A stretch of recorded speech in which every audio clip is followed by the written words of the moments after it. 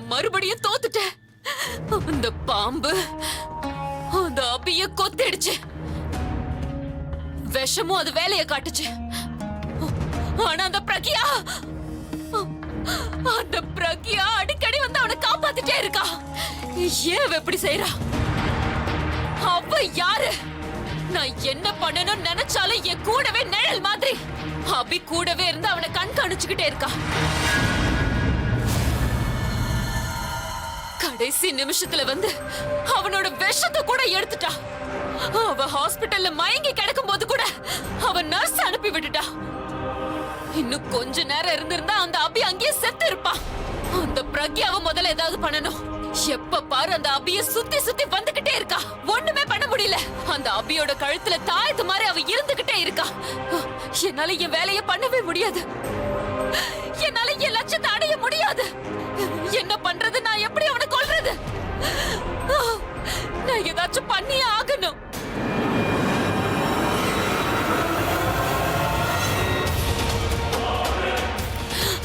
அபி, உன் கதைய முடிக்கிற.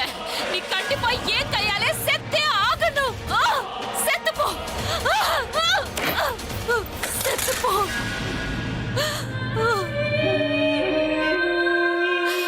உன்னோட சாவுதான் என் வாழ்க்கைக்கு அர்த்தம் அபி. நான் என்னோட லட்சியத்தை அடைஞ்சே தீருவேன். அது வரைக்கும் நான் ஓயவே மாட்டேன். I will kill you, Abhi. Nobody can save you. Nobody.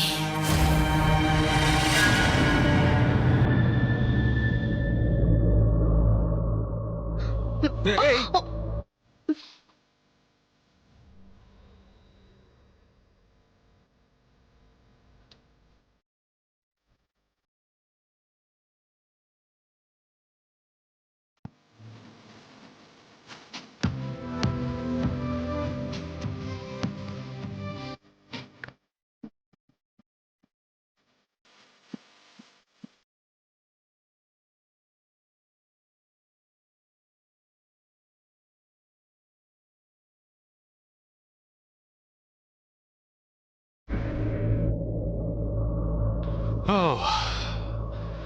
ஒரு விஷயம் சொல்லட்டுமா? நீ மத்தவங்க உயிரை காப்பாத்துற, ஆனா உன்னை நீ கவனிச்சுக்க மாட்டேங்கிற. எப்ப பார்த்தாலும் விழுந்துகிட்டே இருக்க. இங்க பாருங்க, அது வேணும்னு தானே விழுந்த. நீ விழுற மாதிரி என்கிட்ட வரலான்னு தானே. என்ன சான்ஸ் கிடைச்சா விட மாட்டல்ல? எப்ப வேணாலும் எங்க வேணாலும் வந்து ஒட்டிக்கணும்னு பாப்பேன். இந்த பர்பல்லி ஓவரா ஒட்டிக்கணும்னு ட்ரை பண்ண, அதுக்கப்புறம் உன்னை தூக்கி செவுத்துல ஒட்டி விட்டுருவேன். பாத்துக்க, புரிஞ்சுதா? நீங்க சொல்றது கரெக்ட் தான். நான் தான் எப்பவுமே விழுந்துகிட்டே இருப்பேன். கடவுள் எனக்கு மூளை கொடுத்திருக்காரு, கண்ணு கொடுத்திருக்காரு. ஆனாலும் எப்போ நான் விழுந்துகிட்டே இருப்பேன். ஏன்னு தெரியல. வேணும்னேங்கிற வார்த்தையை ஆட் பண்ண மறந்துட்டேன். வேணும்னே நான் விழுவேனா? வேணும்னே நான் ஒன்னும் விழ மாட்டேன். வேணும்னே நீங்க தான் என்ன விழ வைப்பீங்க. நான் விழ வைப்பேனா? ஆமா, அதேதான். நீங்க வேணும்னே ஏதாவது பண்ணி நான் கீழே விழுற மாதிரி பண்ணிடுவீங்க. அப்படியா? நான் எப்படி உன்னை வேணும்னே விழற மாதிரி பண்ணுவேன்? இருங்க, நான் சொல்றேன். இது உங்க ட்ரெஸ் தானே? நீங்களே பாருங்க. ரூம்ல எல்லா இடத்துலயும் திங்ஸ் தூக்கி போடுறது உங்க பழக்கமே. அது மட்டும் இல்ல, இப்ப புதுசா இன்னொரு பழக்கத்தையும் கத்துக்கிட்டீங்க. வேணும்னே நான் கால் தடுக்கி விழுற மாதிரி எல்லாத்தையும் அந்த இடத்துல போட்டு என்ன விழ வச்சு என்ன காப்பாத்துற மாதிரி என்ன நெருங்கறதுக்கு நீங்க பிளான் பண்றீங்க. நான் உன்னை விழற மாதிரி பண்றேனா? ஆமா, வேற என்ன? இங்க என்ன நடக்குதுன்னு எனக்கு எல்லாமே தெரியும். This is all a conspiracy. ஏன்னா தப்பு பண்றது நீங்க, ஆனா கெட்ட பேர் எனக்கு. அதான் அடிக்கடி இந்த ரூம் நான் க்ளீன் பண்ணுவேன். ஏன்னா அல்டிமேட்லி விழுறது நான் தானே. வாவ். உப்ஸ். விழுறது நீ, ஆனா பழி போடுறது ஏன் மேல. இது பாரு, நான் இது எல்லாத்தையும் ரூமை டெக்கரேட் பண்றதுக்காக ஒண்ணும் போடல.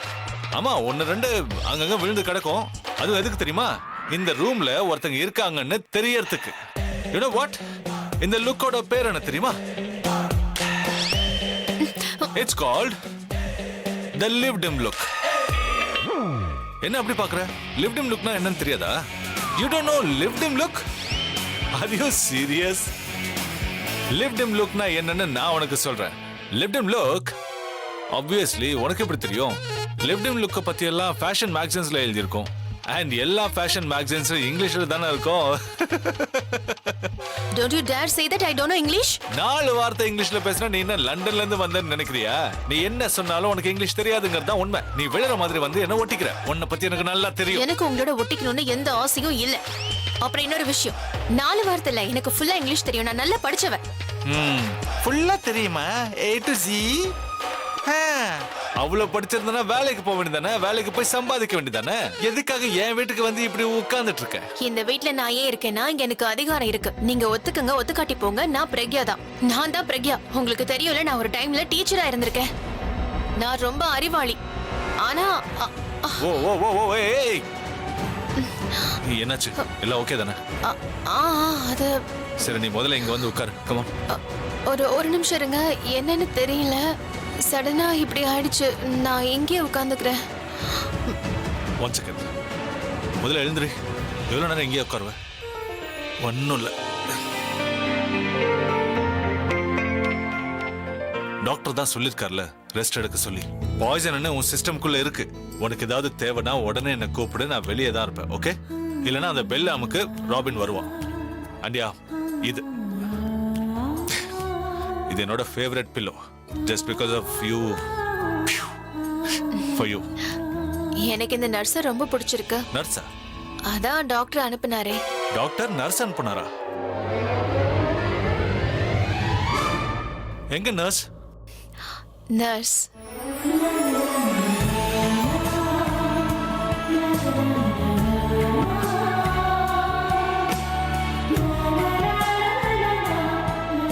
உங்களுக்கு ஏதாவது தேவைப்பட்டா பெல் அமுக்குங்க மேம். பெல் அமுக்குனா ராபின் வருவான். நர்ஸ் மாதிரி.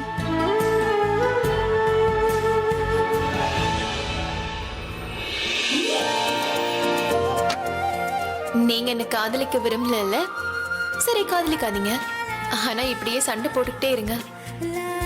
நீங்க சண்டை போடும்போது எனக்கு ரொம்ப சந்தோஷமா இருக்கும். உங்க கோவத்துல உங்களுக்கு என் மேல இருக்கிற அன்பு தெரியுது. உங்களோட சண்டை போடுறதுனா எனக்கும் ரொம்ப பிடிக்கும்.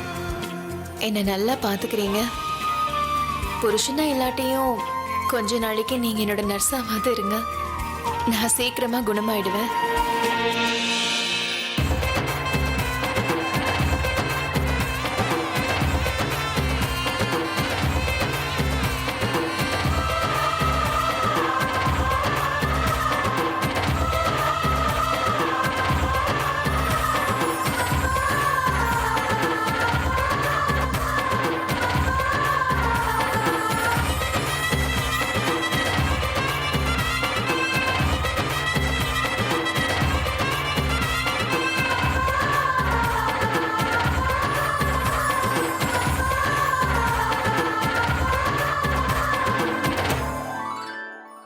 வெல்கம் மாப்ள சார். உங்களோட வெல்கம்காக நீங்க இந்த ரிப்பனை கட் பண்ணணும். ஆனா சிசர்ஸ் இல்லையே, எப்படி கட் பண்றது? சிசர்ஸ் இதுல தான் இருக்கு, தேடுங்க. நீங்க தான் சிசரை தேடி கண்டுபிடிக்கணும்.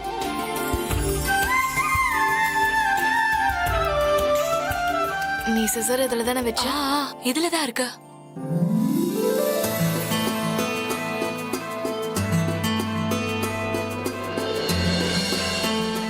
நல்லா தேடுங்க மாப்ள சார்.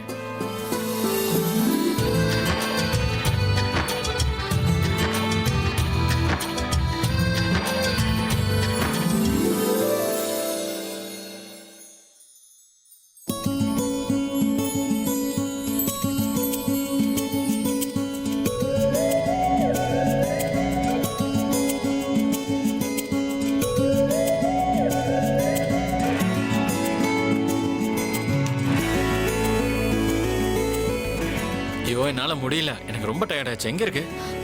இதோ இங்க இருக்கு சிசர். கீழே விழுந்துருச்சுன்னு நினைக்கிறேன். இந்தாங்க, பிடிங்க. மாப்பிள்ளையால சிஸ்டர் எங்க இருக்குன்னு கண்டுபிடிக்க முடியல. இத்தனை பேர்ல நம்ம சிந்துஜாவை எப்படி கண்டுபிடிக்க போறாரு? நீங்க முதல்ல ரிப்பனை கட் பண்ணுங்க.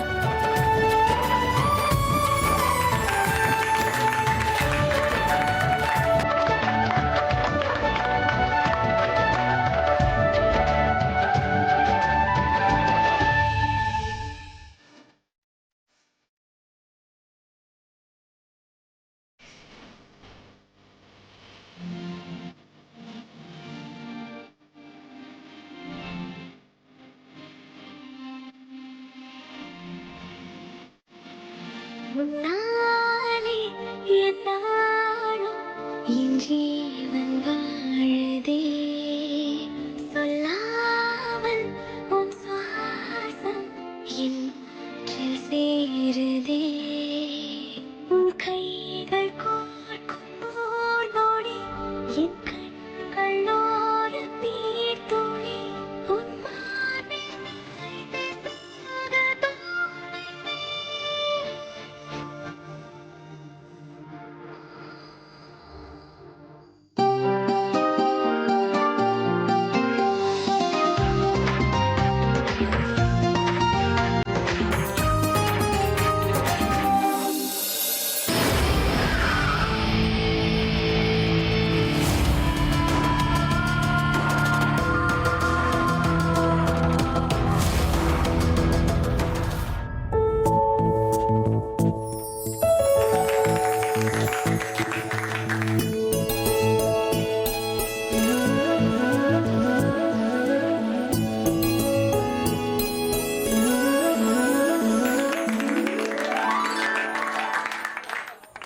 இந்த பிரபாவும் திரிஷாவும் இங்க வந்து ரொம்ப பெரிய தப்பு பண்ணிட்டாங்க. அவங்க ஒண்ண மறந்துட்டாங்க. இந்த ஊரு சங்கரோட கோட்டைங்கிற விஷயத்த அவங்க 2 பேரையும் போய் இழுத்துட்டு வாங்கடா. அந்த பிரபாவை கொன்னுட்டு அதை காணா பணமா ஆக்கிடுறேன். ஒரு நிமிஷம். இப்ப நீங்க உள்ள போறது நல்லதுக்கு இல்ல. உள்ள நிறைய பேர் இருப்பாங்க. அவங்கள பார்த்தா எனக்கு என்ன பயமா? இல்லன்னா நீங்க யாருக்கும் பயப்பட மாட்டீங்கன்னு எனக்கு நல்லா தெரியும். ஆனா சென்னையில நடந்தது இங்க எல்லாருக்குமே தெரியும். ஒருவேளை உங்களை யாராவது பார்த்து போலீஸ்க்கு போன் பண்ணாங்கன்னு வைங்க, அப்புறம் நீங்க மாட்டிக்குவீங்க. என்ன நடந்தாலும் சரி, நான் உள்ள போயே தீருவேன். இப்படி இல்லைன்னா அப்படி. ராமோ, சரிங்க.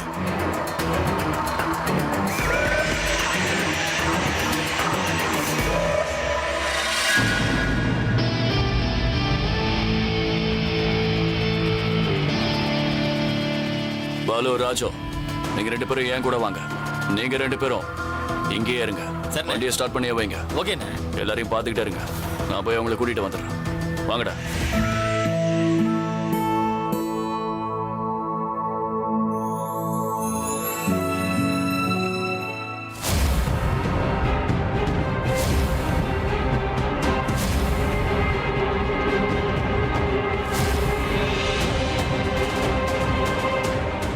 எங்க இருக்க த்ரிஷா? எங்க அந்த பிரபா?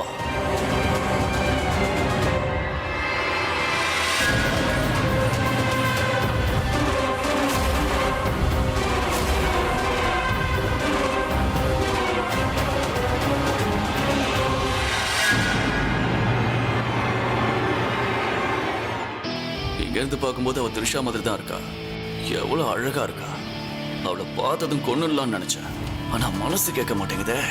இவளை பார்த்ததும் அப்படியே உருக ஆரம்பிச்சிட்டேன். சரி, நானும் மாத்திக்க வேண்டியதுதான்.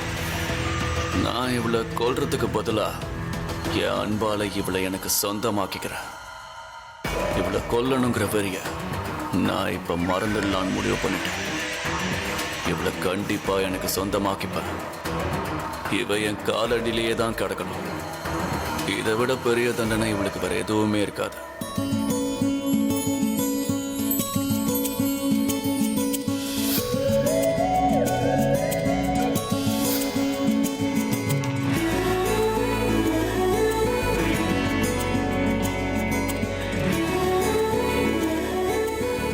அம்மு நினைவுகளோடய இருக்கிற என்ன நீ ஏத்துக்குவியா த்ரிஷா? ஓகேண்ணா, நாம கல்யாணம் பண்ணிக்கலாம். த்ரிஷாவை நான் மனசார காதலிக்க முடியாதுன்னு தெரிஞ்சும் அவளை கல்யாணம் பண்ணிக்கிட்டு நான் பெரிய தப்பு பண்ணிட்டேன். ஏன்னா இது நான் த்ரிஷாவுக்கு செய்யற பெரிய அநியாயம். சந்தோஷத்தை கொடுக்கறதுக்கு பதிலா நான் அவளுக்கு வெறும் கஷ்டத்தை மட்டும்தான் கொடுக்குறேன். பாவம், இன்னைக்கு அவர் ரொம்ப கோவப்பட்டுட்டாரு. என்ன தப்பா நினைச்சிட்டாரு. இருந்தாலும் அவர் கோவத்தை மறந்துட்டு எனக்காக இப்ப இங்க இருக்காரு. எனக்காக இந்த கல்யாணத்துக்கு வந்திருக்காரு. நான் அவமானப்படக்கூடாதுன்னு நினைச்சிருக்காரு. அப்படின்னா உங்களுக்கு என் மேல அன்பு இருக்கு. என்ன நினைச்சு நீங்க கவலைப்படுறீங்க. நான் உங்ககிட்ட அப்ப சொன்னதுதான், நீங்க என்ன காதலிக்கலன்னா கூட பரவாயில்ல, நான் உங்க கூட இருந்தா அதுவே எனக்கு போதும். யார் என்கிட்ட வந்து எத்தனை தடவை கேட்டாலும் நான் சொல்றது ஒண்ணுதான், உங்களை கல்யாணம் பண்ணிக்கிட்டது என் வாழ்க்கையில எனக்கு கிடைச்ச பெரிய பாக்கியம். நான் சாகுற வரைக்கும் உங்க கூட தான் இருப்பேன். இந்த ஜென்மத்துல மட்டும் இல்ல, எல்லா ஜென்மத்திலையும் சரி.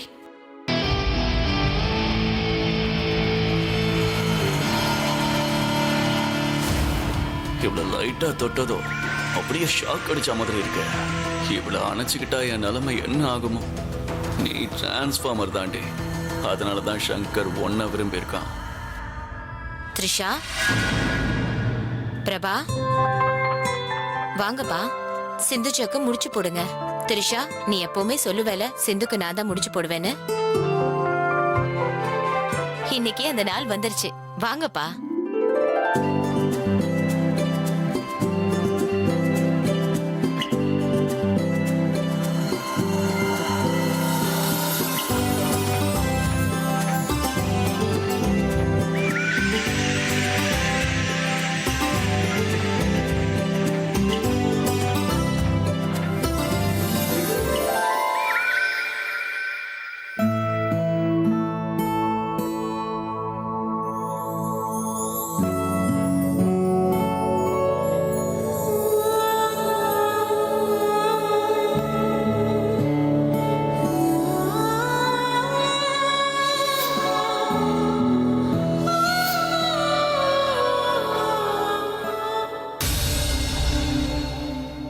அக்கா, நேத்துல இருந்து என் மனசுல ஒரு விஷயம் ஓடிக்கிட்டே இருக்கு.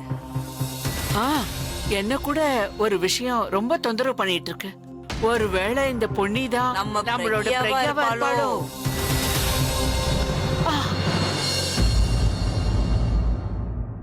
அக்கா, நீங்களும் இததான் யோசிச்சீங்களா? என்னமோ தெரியல, எனக்கு என்ன தோணுது தெரியுமா? நாம பாத்துக்கிட்டு இருக்கிற எல்லாமே இல்ல அவ பொன்னின்னு நிரூபிக்கிற அந்த விஷயம் எல்லாமே ஒருவேளை நம்ம பிரக்யாவே பொன்னி மாதிரி நடிச்சு நம்மள கன்ஃபியூஸ் பண்ணிட்டு இருக்காளோ? ஒருவேளை பிரக்யாவா இருந்தா எதுக்காக பொன்னி மாதிரி நடிக்கணும்? எனக்கு ஒரு விஷயம் புரியவே இல்லை. அவ பொன்னி மாதிரி எதுக்கு நடந்துக்கணும்? அவ அப்படி பண்ணக்கூடியவதான். ஏன்னா அவ முன்னாடி கூட இந்த மாதிரி பண்ணி இருக்கா. முதல்ல அவளோட பேரு இல்ல பேரை மாத்தல, உருவத்தை மாத்திக்கிட்டா. ரொம்ப கோவக்காரி, ரொம்ப திமிரு பிடிச்சவ, தலகணம் பிடிச்சவ, இந்த மாதிரி மாறினால அப்படி ஆக்டிங் பண்ணா. அப்ப இவ நம்ம பிரக்யா இல்லைன்னு நம்மளுக்கு தோணுச்சு. ஆனா இப்போ பேரைய மாத்திட்டா. ஆனா உருவம் அதேதான். ஆனா இதுக்கு முன்னாடி அவ இப்படி பண்ணான்னா கண்டிப்பா இப்ப கூட அப்படி பண்ணுவா. ஆமாக்கா, எனக்கு கூட அது மாதிரிதான் தோணுது. இருந்தாலும் இதுக்கான ஆதாரம் நம்ம கிட்ட இல்லாம நம்ம எதுவும் பண்ண முடியாது. யாருக்கு தெரியும், அபியோட ஃபேன் வேஷம் மாத்தி அபி கூடயே இருக்கலாம்ல.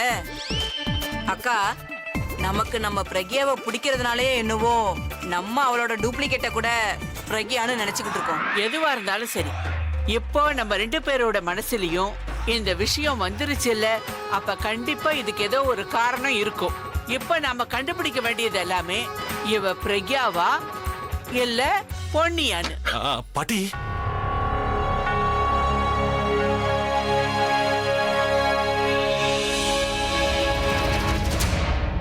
சொல்லுப்பா. நான் உங்ககிட்ட ஒரு முக்கியமான விஷயம் பேசுறோம். சொல்லுப்பா அபி. அதான் அவ இருக்காளே, அவ இருக்கால. அவனா யாரு? அதான் என் விஷத்தை எடுத்தாலே. அது அது அந்த பொண்ணா? சரி சொல்லு, அவ என்ன பண்ணா? டாக்டர் என்ன சொன்னார்னா, இன்னும் கொஞ்ச நாளைக்கு விஷத்தோட எஃபெக்ட் அவ பாடியில இருக்குமா. அதனாலதான் அவன் நடக்கும்போது கால்ல பேலன்ஸ் தப்பிக்கிட்டு இருக்கு. அதாவது அவ என்னோட உயிரை காப்பாத்தினா. சோ நாம கூட பதிலுக்கு ஏதாவது பண்ணணுமா வேண்டாமா? கண்டிப்பா, அது நம்மளோட கடமை. சோ நான் என்ன சொல்ல வரேன்னா, நீங்க ப்ளீஸ் தயவு செஞ்சு போய் கொஞ்ச நேரத்துக்கு அவளோட கால் அமைக்க விடுறீங்களா? மசாஜ் பண்றீங்களா ப்ளீஸ்? என்ன நானா? நான் மசாஜ் பண்ணணுமா? நீ பண்ண.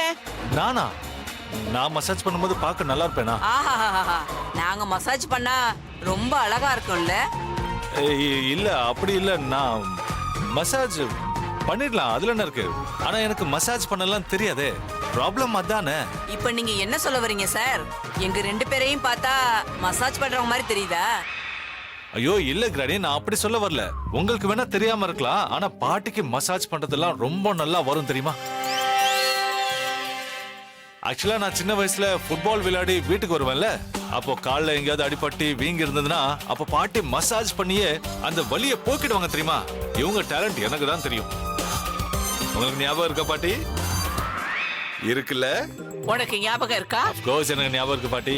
அப்போ உனக்கு இது கூட ஞாபகம் இருக்கணும்ல, நான் உனக்கு எந்த கையால எப்படி மசாஜ் பண்ணேன்னு.